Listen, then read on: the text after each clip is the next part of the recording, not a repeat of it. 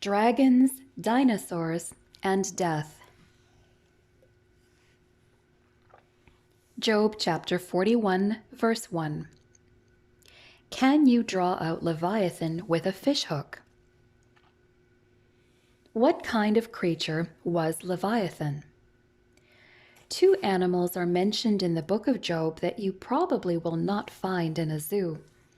Behemoth in Job 40:15 and Leviathan in Job 3:8 and Job 41:1.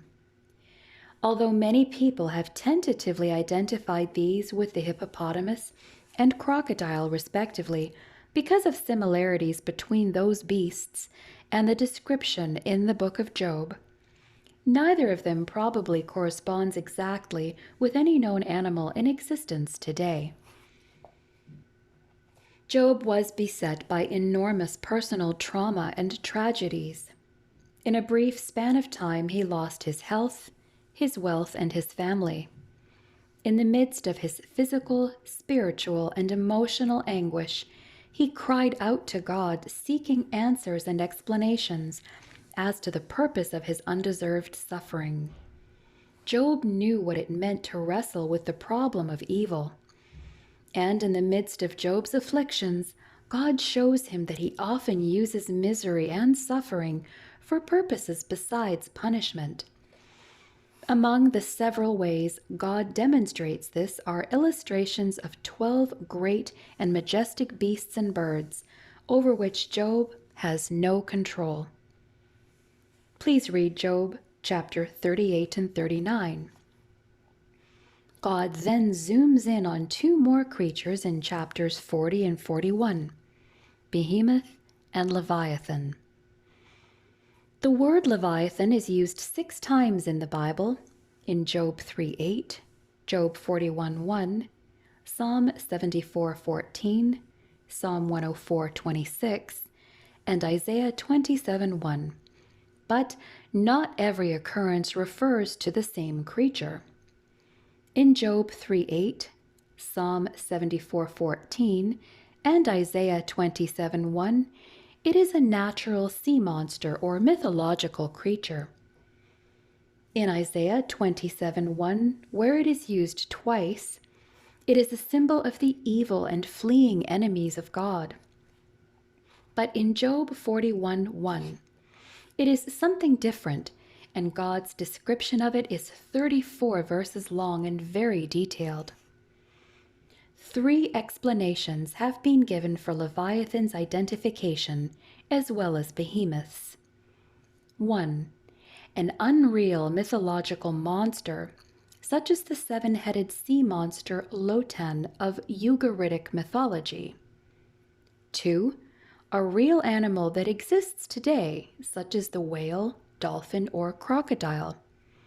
Or 3, a real but extinct creature, such as a marine dinosaur that briefly survived Noah's flood.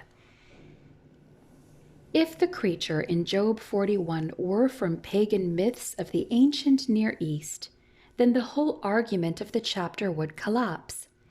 The purpose of the chapter is for God to show Job that Job is not as wise as he thinks he is, and that he foolishly charged God with being indifferent and inept. The context assumes it is as real a creature as the others. If Leviathan is a real animal, such as the crocodile, then the description does not completely fit, even though there are many similarities. So also with Behemoth as a hippopotamus. That leaves the final option of a dinosaur-like water-living reptile known to Job and his era, but not to us. This would then be one of the dinosaurs that lived before the great flood of Noah and perished in it or shortly thereafter, unable to adapt to a post-diluvian ecosystem. The description of Leviathan in Job 41 verses 1 through 34 certainly pictures it as terrifying, fearless, and peerless.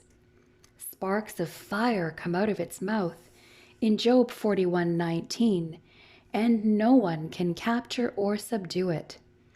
It is unlike anything else on earth. Refer to Job 41, verses 28, 29, and 33. Nothing and no one are its equals, and that is exactly the point God is making to Job. Hunters are unable to capture, kill, or destroy Leviathan, yet God controls it because He is sovereign. God, who controls the world and all that is in it, created both Job and Leviathan. God knew what He was doing in Job's life, even though Job did not. And God knows what He is doing in your life as well. Trust Him.